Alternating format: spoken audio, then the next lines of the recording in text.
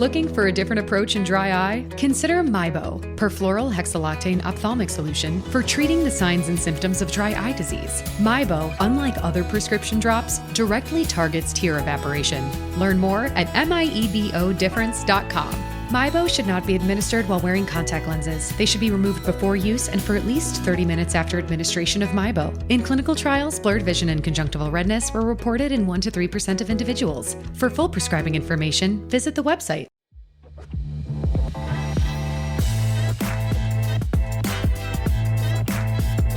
Welcome to the Four Eyes podcast, brought to you by Young OD Connect.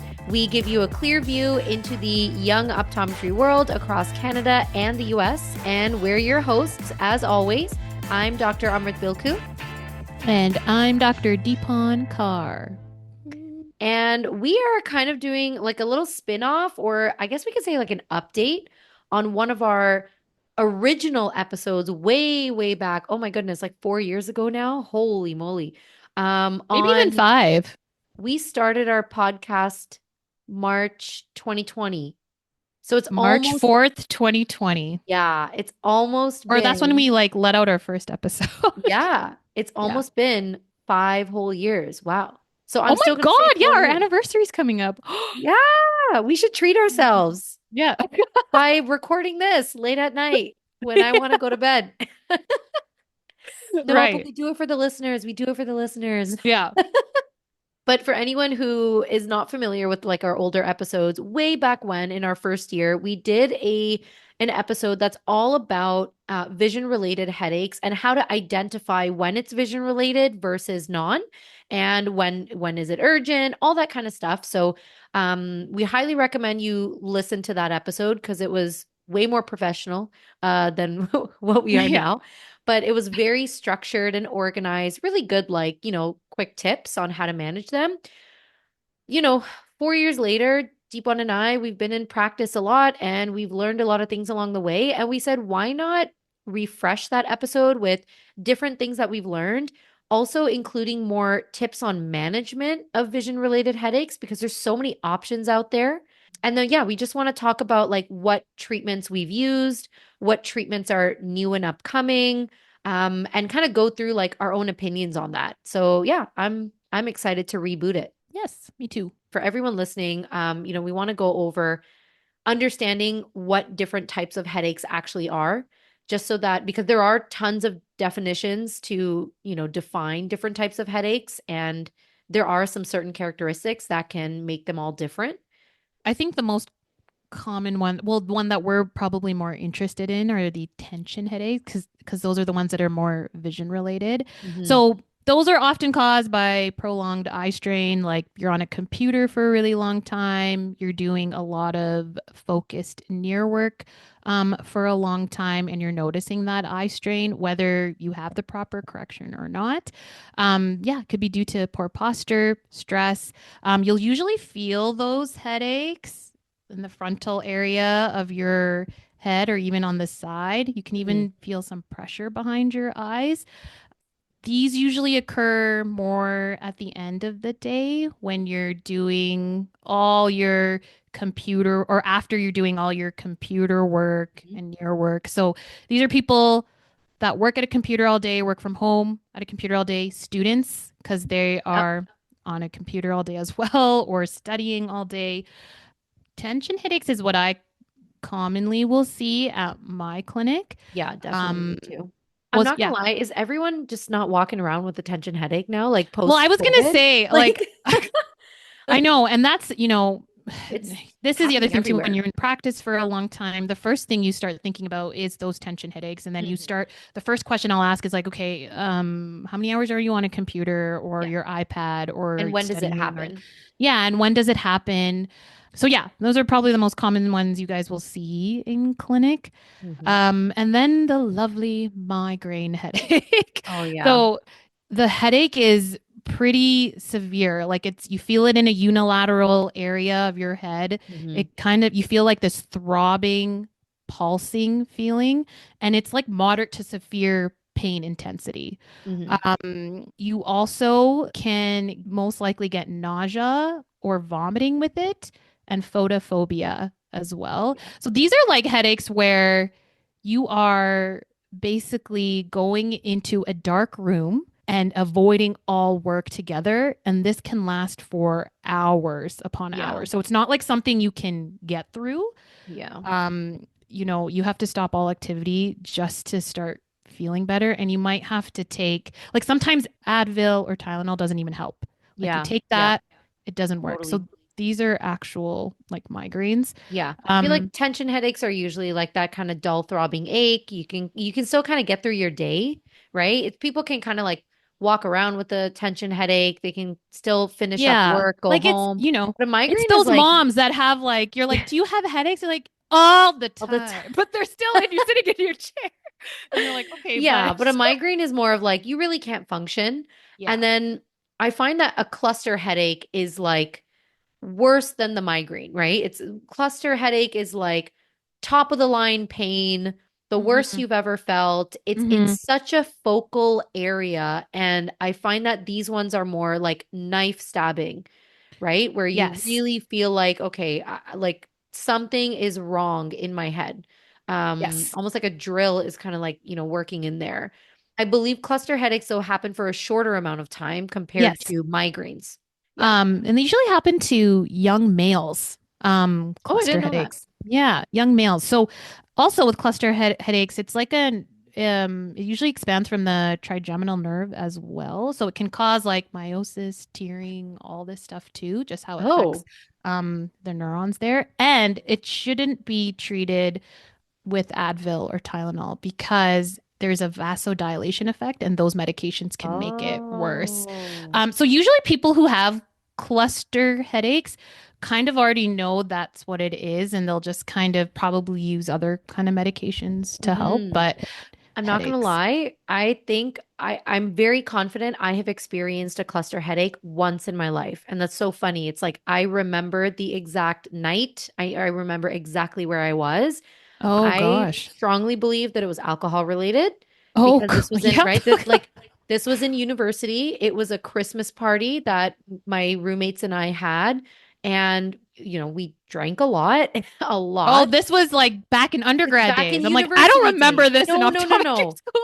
Back in university Yeah. days, we drank a lot. I remember waking up in the middle of the night. It's pitch black. I had a knife stabbing pain up in my parietal area, like on the left side of my Gee. head. I just sat up in bed. All of a sudden, cluster migraine. I felt like there was a knife going through my skull. And I panicked. I got so scared. I was tearing up. I was crying. Maybe my trigeminal nerve was involved. But I swear to you, I sat in bed in silence. Just I couldn't function. And all of a sudden, after about a minute, it was completely gone. And I eventually went back to sleep. And I woke up that morning going, what happened to me last night? I thought I had an aneurysm. Like it was Yeah. so bad. So But yeah, I guess it it could might, have been alcohol triggered, right? yeah. So Yeah. it can, yeah. I mean, I don't think cluster headaches are as common just because Hmm. off of, as long as I've been practicing, I really haven't seen many people Yeah, talk I've about met like cluster one headaches. one or two patients talk about it. Yeah. But I Not know that it's many. a brutal experience Yeah. to have. Oh, yes. And the other common one you'll see is definitely sinus headaches. This is usually, Yes. you can get pressure around the eyes, but it's usually related to sinus congestion. Rather than visual function. Some people who were just recently ill or sick will talk about having a headache because of that sinus congestion they're getting, or they have other sinus issues, and Mhm. they usually know, like, oh, my headache is from my sinus issues, Do you know etc. what question I ask patients to see if it's a sinus versus a tension headache? Because those ones feel the same, right? Yeah, Especially with the orbital sinus cavities, they're always going to yeah. say the pain is still around the forehead. I always ask them if they can breathe through each nostril. Oh, Because yes. I get sinus headaches and it's always on the left side. And so my left nostril will not be as open or breathable as the other. And when I have those headaches, I know that it's more of a sinus related issue Yes. than just like from a BV issue, like from reading and all those things. Exactly. Yeah. So Yeah. usually these won't happen after, prolonged near work or anything like It that. can happen Like, from lying down. Exactly. right? Yeah. Yeah, So, bending over. um, every time I get a cold, I'll get Oh sinus yeah, headaches because my nose is 100%. stuffed up. I can't breathe through each nostril Yeah, very well. exactly. And then, yeah, I'll, these headaches can even come in the morning sometimes. Like, I Hmm. think it could be Totally. sporadic, but, yeah, that's a really good way to tell the Hmm. difference as well. Cervicogenic headaches. So basically, headaches that are related to neck posture and, shoulder tension, back tension. And I find that a lot more patients these days are complaining about headaches in the back of their skull, right? In the back of Yes. the head, top of the neck. And I find that when I did more research and when I talked to my own chiropractor about it, like the most common reason is the ergonomics and the posture of how you're sitting and looking down at your phones, slouching at a desk, especially with like work from home people. So those headaches, you might notice more patients are complaining about them now, especially if they work Hmm. from home, Yes. or when kids are possibly the myopes, right? The kids that are myopic, leaning into the desk, looking really, really close at their paperwork, their shoulders are so tight. We all probably have some of that. And Yeah. so I wanted to add that because, yeah, I find that these days, I mean, posture is really causing huge issues with like headaches and just poor vision quality. So Well, it's really good to keep that in mind too. it's interesting too in clinic. I'll get a lot of people when I ask about headaches, they'll be like, "Oh yeah, but it's not vision related. I get it because of my posture or neck, how I have my Hmm. neck positioned or and they're like, "Yeah, I don't know if that really affects my vision." And I'm like, "Actually, that can Yeah, no, completely 100%. affect your vision." And they're like, "Oh." So I'm just like, "Yeah." Posture related headaches, like those are things that even I pay attention to more now compared to Hmm. 4 years back. But I think what hasn't changed as much is the common visual conditions that cause those types of headaches, right? Yeah. Especially the tension headaches. Like we said, the tension headaches are often the more vision related ones. Those headaches are around the forehead. They get worse throughout the day. And there's usually immediate relief when they take a nap or take a break from the eyes. Yes. And I mean, the most common causes that we all know that cause a vision related headache would be uncorrected refractive errors, right? That are Hmm. significantly causing blurry vision and then eventually squinting because it's Yes. always putting tension on the eyebrows.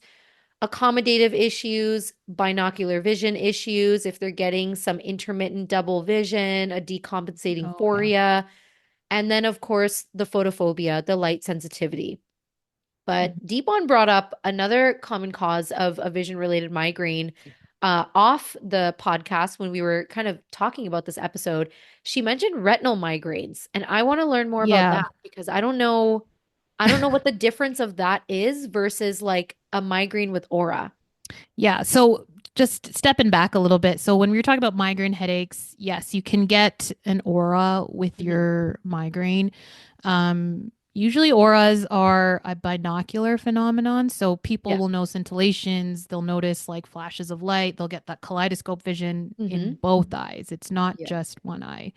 This is a little bit different than a actual like what is diagnosed as a retinal migraine. So the diagnosis of a retinal migraine is totally by exclusion. So you have to check everything else before even this patient is diagnosed with a retinal migraine. Okay. If this patient has been diagnosed before, they will tell you this in their history already, where they're like, oh, yeah, I get this retinal migraine. I did my whole workup with my Mm-hmm. family doctor and everything. I know what this is.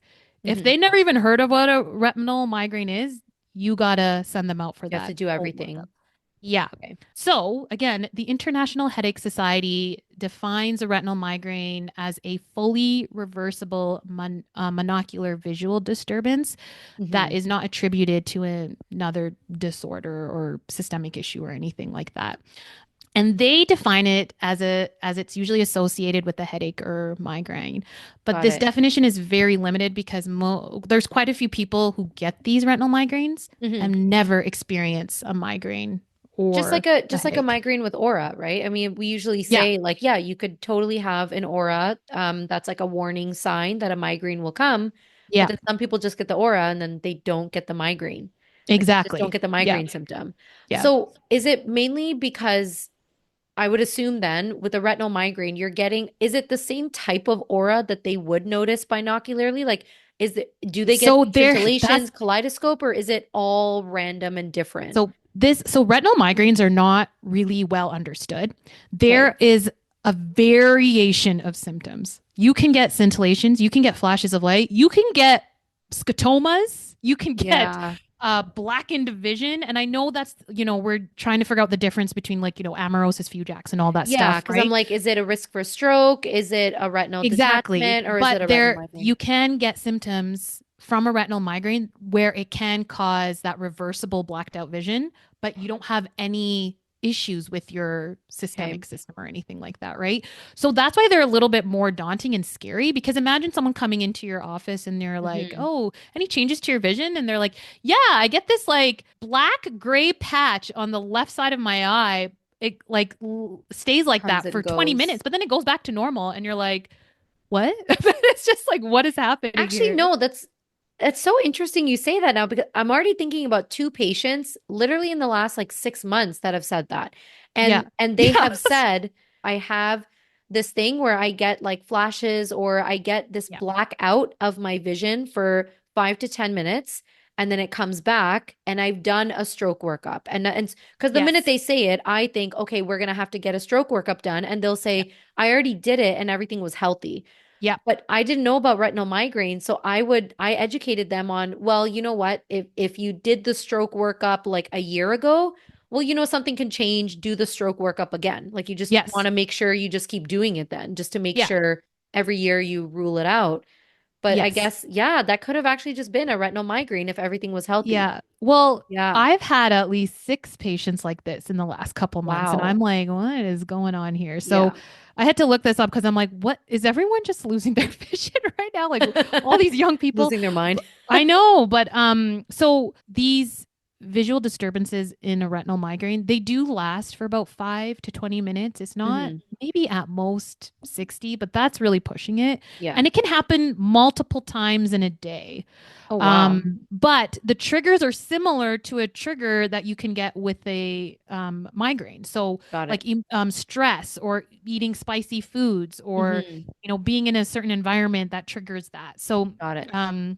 the retinal migraine usually occurs to patients that are under the age of 40 and Hmm. usually will have a personal history or a family history of migraine. Of If they migraines. kind of tell you those aspects of their medical history, then you can kind of lean towards more of a possible retinal migraine. Again, like with the pathophysiology of a retinal migraine, no one really agrees to why it happens. It's Yeah. not similar to a aura that happens with a migraine. An aura is usually due to cortical spreading depression. Hmm. Basically, that means there's decreased levels of excitability in the cortex neurons of the brain, and that causes those auras binoculate. What they think is causing these retinal migraines is actually vasospasm. So Oh, a yeah. quick Makes sense. constriction of your retinal vasculature. And I That's believe what I they was did thinking. yeah, and I believe they did a study with fluorescein angiography on patients who were experiencing retinal migraines, and it showed that there was delayed filling of the central retinal artery and its branches, Mm, or there were patchy choroidal defects and there you capillary go. dropout. But this resolved once their episode was over, so it all filled Hmm. up again, and Yeah. they get their vision back. But Bounce right back. it's a little bit nerve-wracking, right? Because if that vessel is like narrowing and Well, just I'm still thinking like, okay, then that's still semi like a risk for stroke. So yeah, like so like it's there's still, people with retinal who yeah. have had retinal migraines and had permanent vision loss, but they Oh all my their gosh. workups have been normal. Have been It's just normal. Wow. yeah, That's actually really it's good to like know. Yeah, I didn't really know any detail about retinal migraine. So it's funny because now mm, that I'm thinking like, okay, anytime I hear patients talk yeah, about this and I think about amaurosis fugax or whatever TIA, then I'm like, okay, yes. we gotta check all of that. And then if you're normal, I still believe you. Like, you know Yeah. what I mean? Like, you're I not going know. Yeah. crazy. I know. So this was the thing for me too, because when people would mention this and I'm like, did you go to your family doctor? Did you get all these checkups? Yeah, yeah, yeah. Hmm. Like everything is fine. And I'm like, Hmm. Okay, how crazy is this person? And then I'm like, okay, like any I feel like psychology. every practice in like the staff room or something needs like a crazy meter. And then when like a patient comes in, you go to the back room and you just put it all the way up to red and just be like, you know what? Yeah. This patient made it to the meter Yes, today. I know. But I mean, Anytime okay, your so crazy meter reaches the top, then like the whole staff gets like I pizza, know. like a pizza party or I something. know. We kind of teased into then just knowing in general and Yes. quickly updating you guys on when to make an urgent referral to neurology for certain types of headache symptoms. Of course, if a patient comes in and says, recently I've been experiencing an onset of a new headache, after you ask all those questions, if they grade the severity scale of this is the worst pain I've ever Yeah. experienced in my life, and it's in any part of the head or behind the eye, it could be things like, related to a stroke or subarachnoid hemorrhage. It could Hmm. be a tumor. It could even be an angle closure attack, right? So, Yes. you definitely want to make sure you refer, even if you see that everything looks healthy in the eyes. If that is the worst pain they've ever felt, it's always good to get it ruled out from neurology. Same with, of course, if they have any neurological symptoms along with the headache or around the same timeline when the headache symptoms developed. So the diplopia, the weakness, numbness, tingling in the limbs or the face, difficulty with speaking, a slurred speech, excessive fatigue that's just like not normal for these patients. You'd still want to send to neurology for any sort of a stroke or tumor. And then Deep One already mentioned when the optic nerve looks really funky, whether it's edematous, like with papilledema, or of course, if it looks pale, you still want to send to neurology and just make sure nothing's going on. Yeah. The papilledema can cause that raised intracranial pressure. Yeah. So we want to rule that stuff out. If they have that new onset headache in the temporal region for patients over 50, the biggest concern is giant cell arteritis. So, again, send them out for all of that cardiac workup and all that blood work. And if their headache, this one always makes me nervous as well. If their headache gets worse when changing positions, especially if their headache is worse when lying down, right? Sometimes Hmm. that could be sinus related, right? But Hmm. that's more, I find that that's more so if they feel the headache still in the frontal area of the head while they're lying down, then I feel Yeah. like that fluid from the sinus buildup can cause it. But if they have a generalized headache when they're lying down, or it gets significantly worse right when they sit up from lying down, like when they're getting out of bed, they could have pressure from a brain tumor or cerebral spinal fluid leakage. Yes. So, definitely send to neurology for those types of things just to rule out and make sure you covered your butt and make sure that your patient got everything thoroughly assessed just in case. I feel like it's just like anyone who gets a headache, just do a workup on them to make sure they're No, I like, mean, so this is what we really didn't go over in the previous episode we did related to headaches is talk about treatment options because like we said, the years have gone by.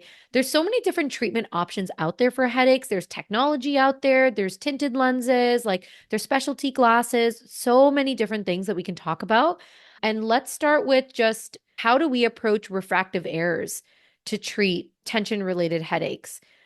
I feel like I talk about how I deal with BV related headaches, right? With like glasses and refractive errors all the time on Instagram. So Deepon, why don't you start? yeah, I mean, I'm coming from a more primary care point of view, but yeah, most of these patients will be presbyopic or have a latent hyperopic prescription or something like that. So you want to obviously prescribe them something for that near vision plus lenses like reading Mhm. glasses, computer glasses. Anti-fatigue lenses. Yes, I will do that for people who are even presbyopic. Like I'll put their Yeah. computer prescription on the top and then they're more Your that bit of a reading boost at boost the like at the bottom. bottom. Yes. So I'll do that. I don't necessarily do anti-fatigue lenses for students because I feel like they don't look through that part Mm-hmm. of the lens when they're reading because everyone has their laptop at eye level anyways. Mm-hmm. So sometimes I'll prescribe a separate pair of reading glasses for them. Hmm. I don't know. I just feel like sometimes young people don't know how to use the lens and then it's not really helping them. You know what? I'm going to add to that. I don't know 100% if it's just they don't know how to use it. Large oversized glasses are a Hmm. huge thing right now. And Yes. and teenagers, oh my goodness, I think we already complained about this before in another episode. Teenagers are wearing oversized Yes. glasses, right? It's the librarian look that's really Yeah. in. So Yeah. yeah, they're not really getting the benefit out of the anti-fatigue. So it's kind of Yes. like pick or choose. If you want oversized, we're going to give you some single vision. If Hmm. you want the anti-fatigue for the benefit of just keeping them on while you're multitasking, you have to go for a shorter B length or B size on the Yeah. frame. Looking for a different approach in dry eye? Consider MIBO, perfluoral hexaloctane ophthalmic solution for treating the signs and symptoms of dry eye disease. MIBO, unlike other prescription drops, directly targets tear evaporation. Learn more at miebodifference.com. MIBO should not be administered while wearing contact lenses. They should be removed before use and for at least 30 minutes after administration of MIBO. In clinical trials, blurred vision and conjunctival redness were reported in 1 to 3% of individuals. For full prescribing information, visit the website. Prescribing reading glasses. Yeah, I don't do age related like reading glasses or whatever is Yeah. proper for their age. I do ask them where they hold their reading material and prescribe for that. I think Yeah, one because thing, FYI, tension-related headaches will come from people prescribing an age-related ad that doesn't yeah. match their working distance. And then yes, you do MEM Yeah. retinoscopy, which I don't do. Yeah, I mean, Maybe I should start, but what is you know this what? about? That's my little secret. That's my little I like know you talk about superpowers, MEM. I watched your Instagram videos this morning and I was like, I MEM, have to MEM dust off retinoscopy. my those little charts and start doing it. Because I'm like, oh Yeah, my gosh, okay. if anyone's interested learning more about MEM retinoscopy, I am sharing some patient cases on Instagram. I'm gonna make those cases highlights so that people can go back and review them anytime. But I do a lot of MEM retinoscopy. I don't think that everyone in primary care really has to do it, obviously, if you're not comfortable with it.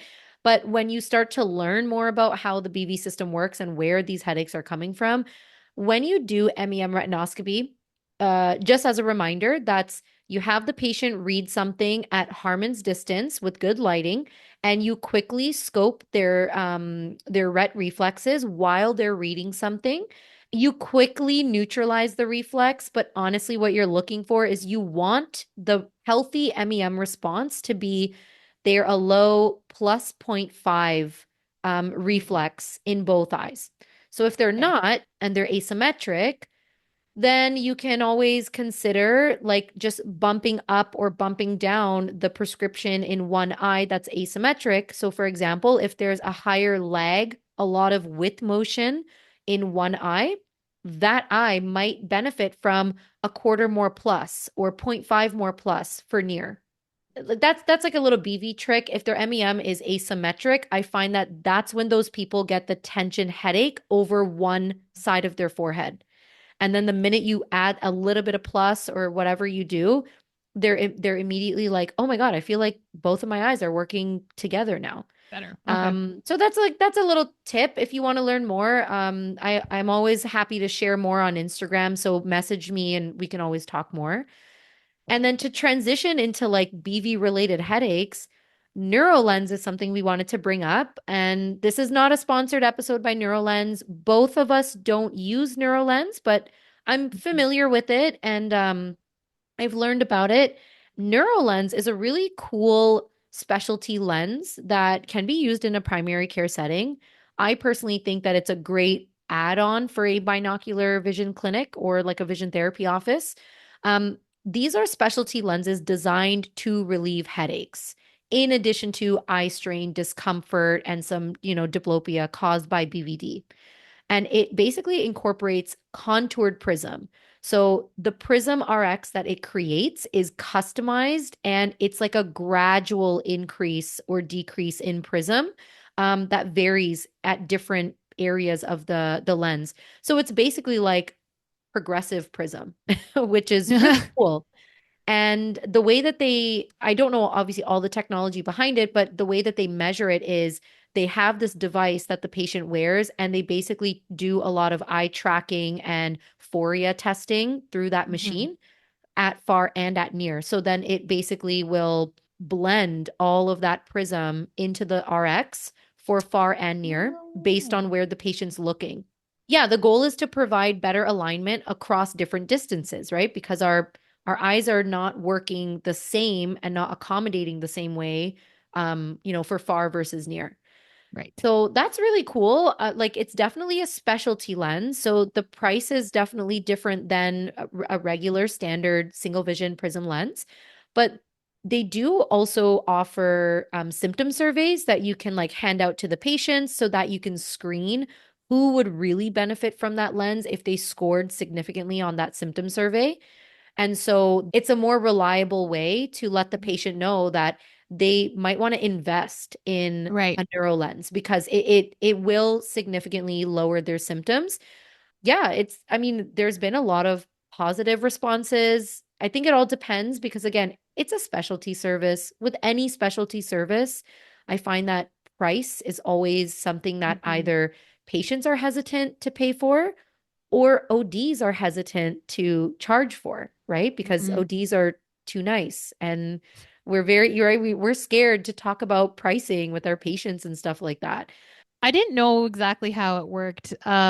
Yeah. But I know there's plenty of clinics that have the equipment for it for Hmm. NeuroLens. But I mean, again, when you prescribe prism and glasses, right? That's a fixed prism. It's not like that Yeah. progressive change. So that is actually interesting. And this can Yeah. definitely benefit a lot of people with binocular vision issues at the computer or, with their daily Yeah. life and everything like that.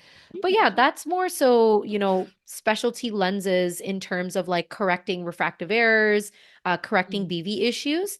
And then everyone knows that tints are available for migraines, right? We know Yes. all about tinted lenses, but even then there's some new stuff on the market. Do you use any tinted lenses for migraine or headache patients ever? Or like No. even once in a while? I think I tried the like the rose tinted Oh, the glasses or FL-41s? yes, yeah. Yeah, Yes, the FL-41s. I've had really hit or miss situations with that. me So too. it's not really helping the actual problem, I feel like. So I'll have other discussions about migraines, about like what the trigger possibly is, or Mhm. their environment, their diet, all these kind of things, and are they working with their family doctor, who else is on their team for this. But no, I haven't really worked with tints for migraines or Yeah, headaches I really. in the beginning as a new grad, I was definitely like all gung ho of like, okay, let's prescribe you an FL-41. The research Well, shows those it were really helps. And popular yeah, they were back in so the day. popular. Yeah. There were almost like blue light filters. Like blue light Hmm. filters just like kind of skyrocketed all overnight in the market world. And Yeah. FL-41, it kind of happened like that too. One day we all Yep. woke up and were told FL-41 for your Yep. migraines. Yeah. And no, I agree with you. I'm actually there with you. I feel like it was 50-50 in the beginning. And so that's why it didn't make sense to me. I was like, well, why? Like, why am I being told that it helps so many people? And then, Yeah. 50% are basically like, meh, doesn't do Yeah. much. And it really is because tints can significantly reduce photophobia and, Hmm. migraines that are triggered by light sensitivity.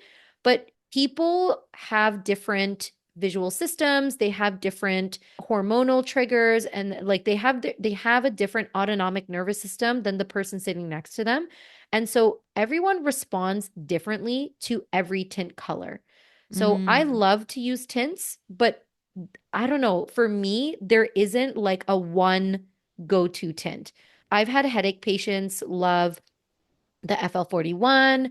They've loved a yellow. They've loved a brown. They've loved a blue. Like I haven't had anyone love a green, not yet, but like honestly, it really is just like it's up to the patient. You just have to have them walk around the optical with one tint on for a couple of minutes, And see see how how it they makes, and feel. you have to ask them like, how does this make you feel? And then they'll go like, I don't get it. Like I can still see. And it's like, no, no, no, no. You have to like get into your feelings and Yeah. like really just ask them, do your eyes feel calm? Do they feel Yeah. heavy? Do you feel tense right now? Do you feel angry? Like, yeah, you have to ask them what their emotions are. So I would highly recommend everyone not to just go to an FL-41, but just go to your tint options and Mm-hmm. then show them kind of like every color or pick three, right? Pick three colors, have them look around. What I wanted to mention that I liked, again, I'm not getting paid to say this, but Hoya Lenses Mm. created this vision therapy tint book that I thought was really nice and really cool. The tint booklet was created with the suggestions from VT optometrists. So that Mm. is what I loved. And the book provides more customized tint options for like tons of different shades. And the tint percentage is much lower because I also find that you don't need more than 15%. You can actually even effectively do 3% of a tint and up to like 10 or 15. So it doesn't Oh, even, yeah, it doesn't need to be that big. And that's the thing, the patients might not feel it immediately, right? Like if you're going to show hmm, them a 5% tint, they're going to be like, I don't see any difference. yeah. Have to have them pause, take a look again, and ask them, no, no, no, no, like not what do you see? How do you feel? Feel. Yeah. Then that light bulb will turn on. If you do have Hoya lenses in your practice, like I highly recommend reaching out to your rep and seeing if the tint book is something that you can get. And then you guys might have heard there's a new tinted migraine lens on the market, Avulux lenses. And I have Avulux lenses at my private practice. Deepon, you said that your practice brought it in, but then you left. So you haven't Yes. had like Mm-mm. experience with it yet. No. Did you try the demo at all? No. So I like Got they it. brought it in. I was like, bye. I Yeah. like walked out. Like the Avalux reps walked in and it was like me walking out and I'm like, No. cool, Avalux. And I like just left.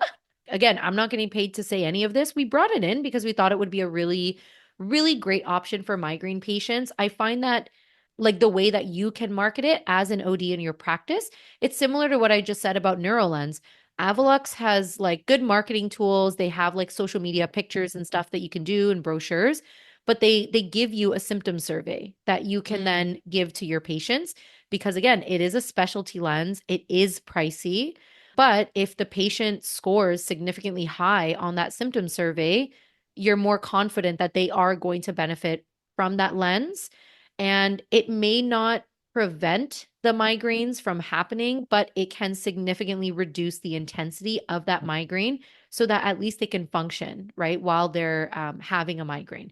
So, for anyone who Mm. doesn't know what Avalux is, these are clinically tested migraine and light sensitivity management lenses that selectively filter specific wavelengths of light that have been linked to migraine triggers.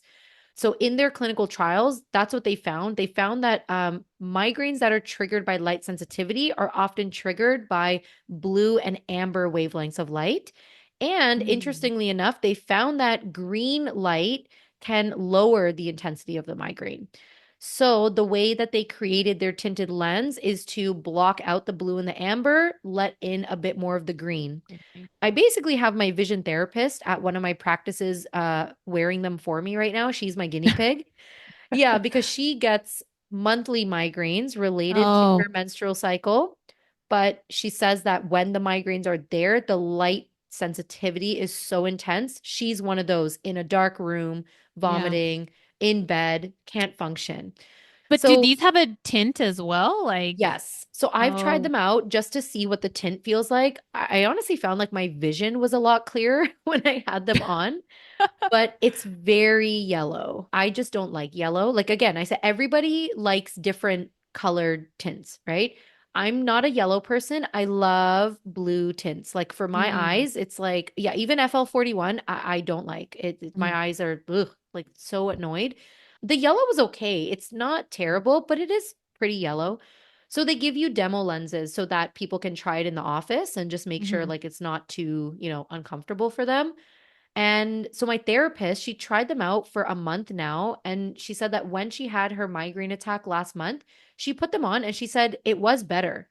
She's like, the Oh, migraine okay. wasn't gone, but she said I could definitely function. Like I did not have to be in bed. Oh, So okay. that's a win for me. I'm like, great. Like I'm definitely gonna try to promote it more to my patients. Like I'm gonna try to, Does she only wear see. it during her migraine attacks or is She she trying said to she wear it only more? put it on for the migraine. But yeah, if anyone's interested in Avulux lenses as well, like I highly recommend you look into it. See if that's something like again, another specialty lens option you want to add for tension headaches and migraine patients who are photophobic. Just play around with tints. Don't get stuck in a box thinking that it has to be one and nothing else. Just like Yeah. have fun with it and let them try like any color. Isn't this kind of like syntonics Yeah. phototherapy? Okay, that's funny. Yeah. Syntonics is When you're similar, like but just like playing around. different. Yeah, different but similar. Honestly, I'm still learning about syntonics myself. I've Mhm. taken, I've watched a few online courses, I've read articles, I've read books on it. The purpose of syntonics phototherapy is when we look through specific filtered lenses, whether it's light tints or very, very dark filtered lenses like the Syntonics goggles, wavelengths of light are absorbing through our blood vessels in the retina. The light is also then going to our hormone system, so our hypothalamus and our thalamus, pituitary gland, all those areas. And those areas are all responsible for hormone balancing and our autonomic nervous system, right? Mhm. Sympathetic, parasympathetic, fight or flight, rest and digest. And so when patients have, autonomic dysfunction, when they have hormonal imbalances, if they have chronic illnesses like autoimmune conditions because of all those imbalances, or for head injury patients whose autonomic nervous Okay. system is now like out of whack, right? And Yeah. it's all dysfunctional. Syntonics can be a great option for those patients because depending on the wavelength of light or the filtered light that they respond best to, Mm-hmm. when they wear those filters for a couple of minutes a day, it can help to rebalance their autonomic nervous system Mm-hmm. and their hormones. This is a very similar concept to light therapy for jaundice Mm-hmm. or light therapy for seasonal depressive disorder. Yeah. It's Okay. the same thing, right? It's same concept, right? That when we shine light to an area where there are blood vessels, those blood vessels can absorb those wavelengths of light, spread to other parts of the body, our regulation systems, and then it can start to help regulate some of our functions. So just like light therapy starts regulating liver function, right? For jaundice. So it's funny to me that like we're so used to that knowledge, like of like light therapy helping other things. And then when we Yeah. say syntonics for eyes, people are like, witch, like like I know, like the red magic. light therapy and Yeah, like everything, there you blue go. light filters and all that Red stuff. Yeah. light therapy is basically acting like a form of or a variation of syntonics phototherapy, right? And we're only okay with the red, but we're not okay with the upsilon and and like anything else. Like it's like, no, Damn, all black upsilon. magic. Witch. So again, like I think again, if you are interested in that stuff, you can always learn about it. There's the College of Syntonics of Optometry. You can learn about it there, the CSO. If you refer to BV docs, like you can always ask about syntonics and be like, oh, this patient has headaches, in addition to their BV issue. Like, would syntonics help? And your BV docs are going to be so happy that you asked. And then they're going to talk to you for 3 hours about it, be like, let me tell you about it. How are these lenses different from like the Hoya tinted lenses that you're I have to. using? The main difference from like a regular tinted lens and syntonics phototherapy is that syntonics filters are dark, like very, very dark. Like you can't Oh, even see things through it. oh, so you So wouldn't wear basically, this no, no, day no, to no, no. You day. would not. Syntonics is Oh, therapeutic. Like you wear them while you're sitting at I see. home, closing your Not eyes, or full just time. no, no, no, no. You can't see any. It's like dark, like blacked Okay. out. You can hardly see because the purpose of them is not to help you see better and function. You're wearing them for a very short amount of time because I guess you could say it's a very heavy dose of that wavelength of light. You just want it to get Oh, absorbed, come in, do what it needs to do, and then you take it off after a few minutes. I want to try this for my anxiety. Oh, It's the syntonics. that is exactly what we use it for as well. Not just headaches. I Not want to just try headaches, but if this for anyone's ever my interested in learning more, mental you health can issues. learn more about it. of course, Deepon already touched upon this. Maybe you can kind of go through this, like who else can we co-manage with? Because again, when I Oh was my listening to our God. old episode, it's so different for me now versus back then.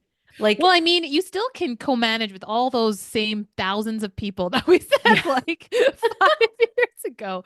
But I mean, yeah, like obviously, if you're going to be in a primary care setting, you got to talk to let the patient's family doctor know, Hmm. depending on how severe the headache is. And yeah, like what we talked about before, you might have to send them to the hospital right away if they're Yeah. showing other symptoms of like stroke, or GCA or all that stuff. But I think a big one for me that I've been doing is chiropractors and Oh, yes. physio for the neck, shoulders, the back, Hmm. kind of figuring out where that all stems from. But also, sometimes I will talk about to a naturopath doctor or Yeah. naturopathic doctor.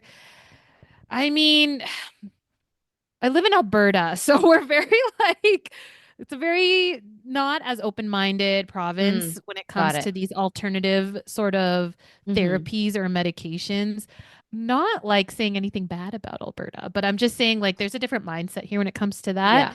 Yeah. So I'll bring it up, or I'll be like maybe talk to a dietitian or a nutritionist about what could be causing these, like trying to Hmm. take a more holistic point of view. Yeah.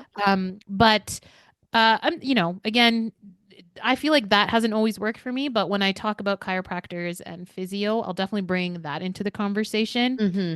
It's So, funny you mentioned like the mindset of Albertans. And yeah, like obviously you're just generalizing. That might not be true, but obviously you deal with that patient population all the time. So if that's mhm, the reaction you're getting, then obviously there's some pattern there. mhm. Because that's so funny in Ontario, I get the exact opposite reaction. Like 90% of the time, I find that in Ontario, again, I think in Canada, our universal healthcare system has pros and cons. Mhm. And one con is definitely just our Yes. healthcare system. We do not have enough family doctors available for the population that's significantly growing. And the wait times to even see family doctors and family medicine is like months to Yeah. years, right? Yeah. My patients are very open to seeing somebody else and willing Mm. to pay out of pocket or use private insurance plans because they know that they can then see somebody Yeah.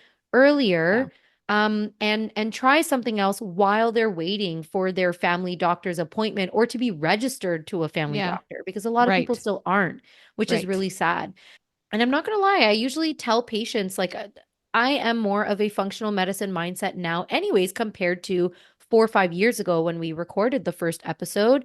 Hmm. My chronic headaches and pains and back pains and my hormonal imbalances, my thyroid dysfunction, my MS like symptoms in my hand that I've been dealing with for like almost 2 years now, all of those things significantly reduced and almost fully resolved after I worked with a naturopath and a holistic chiropractor who Mm. deals with spinal misalignments rather than pain management.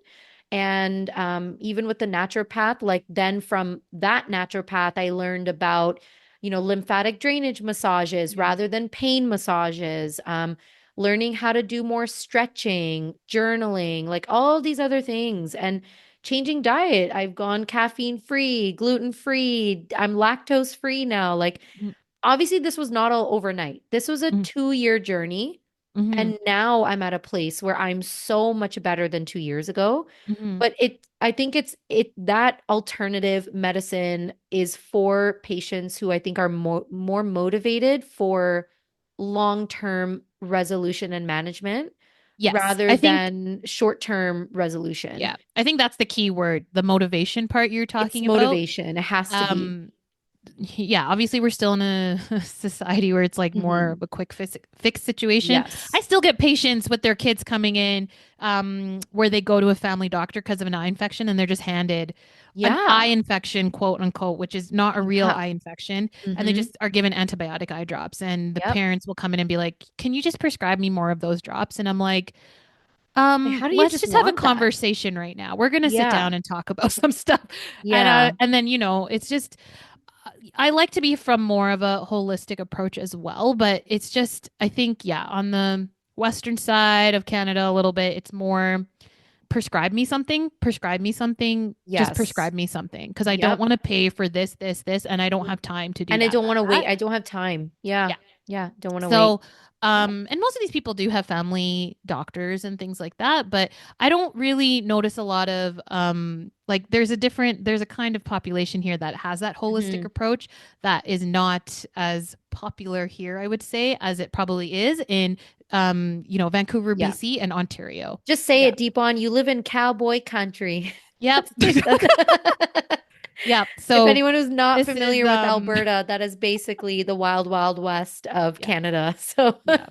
I loved this comprehensive like summary of types of headaches, how to manage them, how to co-manage with them. Because yeah, it's really interesting even to see us as how we handled and thought about headaches as new grads and now Yes. just as young ODs, like practicing 5 years out or whatever. Like this, I like to see the growth, the transition. But yeah, it's good to like go over it. So I hope that this helped everyone that listened and gave you guys like a good summary of vision related headaches. If there's any information that you wanted to add, any other tips, again, Deepon and I love learning from anyone who listens and shares their opinions with us. So DM us and give us a message and let us know if you thought anything was interesting or if you have your own tips on how to manage certain types of headaches that you've had in your chair. Thanks for listening to Four Eyes, the podcast series brought to you by Young OD Connect. Be sure to subscribe and follow us on Instagram or YouTube at Four Eyes Optom for more content. We'll see you guys next time. Bye.